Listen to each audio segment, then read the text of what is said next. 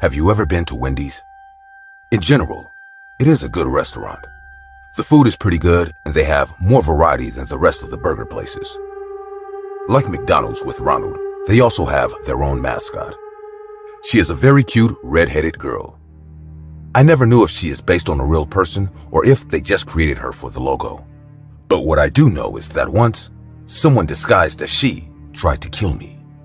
It all started one normal night. On weekends, I have to babysit my son, and his favorite place to eat is Wendy's. He used to throw a big tantrum when I didn't take him, and over time, it had become our favorite father-son activity. Everything was going well until one day, I noticed something strange. As we left the place, a person disguised as the Wendy's girl greeted us. There was nothing strange about this. What did scare my son was that the whole costume was covered in blood. After we passed her, she walked behind us, still waving at us. My son started to get really scared and started to speed up his pace. I thought about confronting this person, but to tell the truth, I'm a pacifist. I don't know how to fight, and I don't want to. I would if it was to defend my son, but what would that accomplish? I would only put him at risk. I decided to pick up the pace and get into the car as soon as possible. Just a few steps away, the girl was still waving at us in a terrifying manner. Several weeks passed, and my son was somewhat reluctant to return to the restaurant, until one day. I talked to his mother, and she convinced him. I was sure nothing would happen. Maybe that was a one-time thing. If this person was stalking all the customers like that, she had probably already been kicked out. With many doubts, my son went with me to the restaurant. Little by little, I could see how the spark began to return. There was no trace of the strange woman, and he began to feel more and more comfortable. We spent a great night together eating. It seemed like everything that had happened would be in the past as a bad and bizarre memory. We made our way to the car, and the parking lot was empty. But this was a good thing since our stalker from that time wasn't there either. We got into the car and I started it up. But at that moment, the thing I was most afraid of happened. In front of the car, preventing us from moving forward, the woman in the costume was waving at us. Her costume was still bloody, and just like last time, looked like fresh blood. Her greetings were much more frenetic than the previous time. This time, she was waving her hand violently. As soon as he saw her, my son began to cry as if he had recalled an event that had kept him awake at night for many nights. I knew it had affected him, but this was much worse than I thought. I honked at her to run, but instead of listening to me, she only came closer, walking in front of the car and even standing on top of it. I quickly put on the seatbelt while I listened as this terrifying woman walked on the roof. I took advantage of the situation to try to speed up the car, but as if sensing that I was going to do it, she laid down and stuck her head inside of the window, showing us a big knife in the process. I accelerated the car. But in a matter of seconds, we lost control and crashed into a pole. All the car's tires were flat. The woman had fallen from the accident, so I took the opportunity to grab my son and run back to the Wendy's. On the way, the woman caught up with me in a matter of seconds and threw me to the ground. My son fell away, and as I yelled at him to go to the restaurant to report what was happening, the woman tried to press her knife against me. She was very strong. Somehow, her strength was equal to mine, which in itself was not much. My arms began to give way, and the knife came closer and closer to my throat until suddenly, it was all over. Some security men threw the woman away from me, and I, terrified, stepped back. I took a deep breath because it was all over. But a battle cry brought me back to reality. The woman was running at full speed, and in one leap, she lunged towards me to plunge her knife into me. The security men caught her in mid-jump, grabbed her knife, and held her until the police arrived. When they took off her mask, my son started crying, and I was shocked. That person was not a Wendy's employee. She was my ex-wife, my son's mother. After a while, she confessed that she was dressing up to scare my son so that he would no longer want to spend time with me or have a bonding activity like she was doing. She had no intention of killing me, but that night, everything went out of control. She had taken drugs that took her out of herself, and because of that, all the subtlety in her plan was gone. She went into a state of euphoria and with a knife already in her hand, tried to kill me and give my son a trauma he would never forget. After that, I kept custody of my son. He still goes to see his mother in prison, but he doesn't want to. I always convince him to do it, to forgive her, but I must tell you the truth. I will never do it. Since that day, every time my son and I go to Wendy's, we are afraid. The food tastes much more bitter, and we are just thinking about leaving. But we keep lying to ourselves that everything we went through didn't affect us.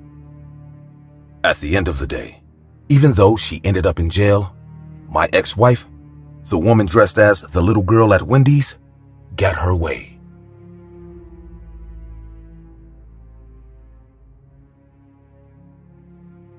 Back when I was a teenager, I had a girlfriend named Olivia. Although she was a teenager too, she was in college, 2 years older than me and much more mature. She was the nicest human I'd ever known. We lived in the same neighborhood, played together, went to the same school until she graduated, and had the same group of friends. So it wasn't a surprise to our parents when we both announced that we were dating. She was 19 and I was 17 when we both decided to work at our local Wendy's. It was a small outlet and mostly the college and high school crowd frequented that restaurant. We wanted to buy a car so I could drive the 4 miles out of our town to visit her at community college. We were both very excited about the prospect of having a car and not having to borrow our parents' cars to see one another. Most weekends we worked late in the restaurant and often offered to close the restaurant. This would allow us to spend more time together. Although Olivia was older than me, she was a short, petite girl, whereas I was a 6-foot-tall football player. Also, working late for an hour or so paid us more, which meant we could add more money to our collection to buy a car before the summer break was over. I was very happy to get so much time with Olivia. Little did I know that that's all I was going to get with her. At that young age, we had planned our whole lives together. I was excited to join her in the community college, though I could easily secure a spot in the Ivy League colleges with my sports background. However, I wanted to be with her, so I decided to go to the community college. One evening while we were working in the restaurant as usual, a group of my high school friends came in to have a quick bite. I was quite popular in the college, so they all greeted me and ordered their food. That evening it was again just me and Olivia in the Wendy's, as our co-workers had some emergency. The kids from my school were enjoying themselves in one of the booths when Olivia and I were getting their orders ready. "Hey there!" Sam had walked up to the counter. "Hey Sam, anything I could get you other than your order?" "No, Jack. I'm here to tell you guys something. You know my dad is a cop, right? So he received intel from one of the other sheriffs that there's a killer on the loose in our county, and he is targeting shopkeepers, workers, waiters, etc., who are alone in the shops and restaurants at night. You guys work pretty late. Just take care, okay?" Olivia was listening too, as Sam warned us. "Okay, buddy. Thanks for giving us a heads up. We'll take care." With that, Sam returned to his table where my other friends sat. After my friends left, there were no more customers, so we decided to head home. A week later, Olivia and I realized that we had collected the required amount to purchase the car we both wanted. With the help of my dad, we bought the car and were super happy to drive to and from work every day. It was a black Toyota, nothing fancy, but at least it was a first step towards our future together. I remember we were both so happy. In early July one evening, the other workers had left early to enjoy some movie that had just been released. Although now we didn't need extra money to save up for the car, we still enjoyed working late. So that evening too, we were more than happy to cover up for our colleagues. Our car was parked right in front of the entrance to the door in the parking lot. Olivia was cleaning up the inside counters and I was setting the tables right. That's when we heard the alarm of our car go off. It was so loud that for a second we were confused. No one was in the restaurant except us, and in the past hour or so, we hadn't spotted anyone in the parking lot as well. This happened back when there were no CCTV cameras, so we couldn't even look into the camera feed to see if anyone was there. The alarm was still going off. Someone had to do something to stop the noise. A few minutes later, I saw the most horrid scene of my life. I don't remember why I looked up, but when I did, I saw him there. He was standing with his face pressed against the window of the restaurant, and his eyes were pitch black, without any pupils or anything. His face looked demonic, and he had a silly grin pasted on it. I was terrified just looking at him. But when I realized that Olivia was still cleaning the counters, my fear spiked sky high. She was unaware of this person still busy cleaning the damn counter. The man and I stared through the glass at one another. His smile didn't waver an inch, and his dark matted hair was pasted to his face. His skin was yellow and unnaturally textured. He had a big butcher knife in his hand, which he raised and showed me through the window. I was helpless at that moment. I watched the man run towards Olivia behind the counter as I stood there beside our new car in the parking lot, looking at them from outside. No matter how fast I ran, I was sure he would kill my girlfriend. I was truly, utterly helpless. I sprinted towards the doors, nonetheless, and yanked the front door open. I jumped behind the counter and saw the lifeless body of Olivia, covered in blood and with knife marks on her neck and torso. She was dead, and the knife was lying beside her. I knelt and held her body in my hand and sobbed. However, one thing I noticed was that the killer was nowhere to be seen. There was no back door to the restaurant and no other exit either, and he surely didn't walk out of the front exit. So, where did he go? I don't remember what happened next, how the cops got there, and for how long I was holding my girlfriend's lifeless, bloody body. The next thing I remember was the detective saying that it was an open and shut case, as I was the killer. They had found my fingerprints on the murder weapon when in fact I'd never touched it. Also, they didn't find any footprints other than mine and Olivia's behind the counter, which concluded that I was the killer. No matter how much I tried to convince them that I wasn't the murderer and there was a man who did this, no one believed me. Not my parents, not the cops, nor my friends. Now, I stand before the same Wendy's restaurant that I and Olivia worked in, after being out of prison 35 years later. Till this day, I could not find the proof of the black-eyed man who killed my girlfriend and ruined my life. Was it I who really killed her? Or was there another man, or ghost perhaps? What do you guys think?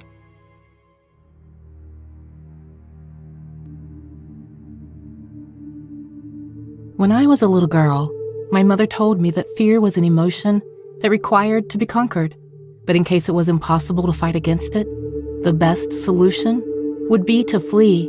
I never seemed to understand what she meant until 3 months ago, when I finally came across a fearsome situation. But before I start telling you my dreadful story, I would like to introduce myself. My name is Mary. When I graduated from high school, I got accepted to a college in another state. I was happy to move out of my family's house, as I did not have any patience to put up with my parents' unending fights. At first, I was really happy.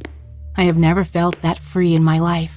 However, as years passed, I started to face the consequences of my lack of attention to the classes. They warned me over and over again, and eventually kicked me out of the college due to the classes I kept failing.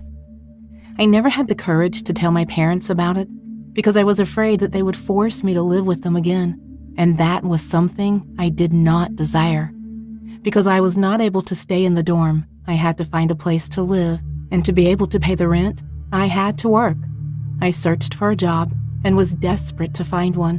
I searched the internet, hoping to find a suitable job, but I could not find any. After a couple of days, I ended up being a server in Wendy's. It was my first working experience, so I had a hard time to adjust to having a career. A couple of months passed, and I realized the fact that I got used to working there. Of course, I would get tired time to time, and sometimes rude customers would piss me off, but other than that, I was quite happy working in Wendy's. I was not aware that this beautiful first job experience of mine was about to turn into a nightmare. The day that horrible event occurred was 3 months ago, It was a busy day, and we were all exhausted as the time of closing arrived. Me and 2 other coworkers of mine stayed to close the restaurant. One of them was an old man who very rarely spoke to any of us. We did not know anything about him, but he would always gently smile and thank me whenever I helped him. His name was David, and that was actually all the information I had about him. The other one was Liam. He was an extremely thin man in his 30s. He had black bags under his eyes. His skin was dirty and pale. He smelt like a wet dog that had been living inside a trash bin. Even though he was not too wretched looking at him would still give me the creeps. He was a talkative person who enjoyed telling the same stories over and over again. As we were about to close the restaurant, Liam approached me and started to speak as if I was eager to listen to one of his stories. A great sense of boredom filled my heart. I told him that I forgot to clean the bathrooms and walked away. Of course, it was an excuse to get away from him. I went inside the bathroom and started to wait. The bathroom did not need to be cleaned as I had already done it a half an hour ago, but unfortunately, with Liam around, the bathroom was the only place I could find some peace. As I waited for 5 minutes, hoping that the others would finish their duties quickly so that I could go home as fast as I could, I heard footsteps coming towards the bathroom. The sound stopped, and I heard a knocking on the bathroom door. It was Liam. He told me that he was bored and that he wanted to speak with me. With a frustrated voice, I said, "I am busy. Why don't you go and talk with David?" He seemed to not understand or care about my frustration as he replied, "Everybody knows that David is not the chatty type. I tried talking with him, but got bored immediately. Also, I really enjoy having conversations with you." I sensed a sudden shift on his tone as he said the last sentence. His voice became unsettling. I did not respond. He started to talk about his life, but his speech topic quickly changed into a sexual life and how good was his performance in bed. While talking, I could hear his deep breathing sound. Obviously, I was disturbed by his speech, and I told him to leave me alone. With a devilish voice, he said, "I can show you how good I am in bed if you like me to." Once again, I screamed, "Leave me alone." My voice echoed in the bathroom.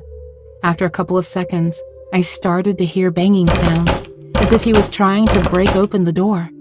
Thankfully, I was smart enough to lock the door, but this insane man was still trying to open the door. I cried for help. I screamed as loud as I could, hoping that David might come to my aid. After a while, Liam managed to break the door. As he stood there right before me, he locked his eyes on my breasts and grinned. He opened his eyes so wide that I thought they were going to pop out of their sockets. Of course, you want me to please you, my love," he said as he started to approach me slowly. At that moment, I heard the breaking sound of glass, and when I looked behind Liam, I saw David with a broken bottle in his shaking old hand. I realized that David had broke the glass bottle on Liam's head. Although blood was pouring from his head, Liam was acting as if nothing happened. He continued to walk towards me. He grabbed hold of me with his skeleton-like hands. His grip was way more powerful than I expected. I wanted to fight back, but my body was totally frozen. David jumped on Liam and tried to pull him away from me. Liam pushed him so hard that he fell to the ground and hit his head on the floor. I felt like my body was paralyzed. I could not move a single muscle. When I thought everything was over, I heard the sound of my mother in my head, telling me to fight back or run away, following the virtuous advice she gave me when I was a child. I found the strength to snap out of my paralyzed state. I pushed Liam back. He tried to grab me again, but I managed to run away from him. As I ran outside, I heard the police sirens. Seeing the blue and red lights shining as the police car arrived in front of the building, I felt a sense of relief. 2 officers rushed toward me. Still shook by the recent incident, tears burst out of my tired eyes. I cried and told them what happened. While I was telling them the story, one of them looked behind me and shouted, "He is running away!" They started to run, and I watched them chase Liam. I watched them as they disappeared into the darkness of the night. After a moment, I heard gunshots. The policeman came back and told me that they got him.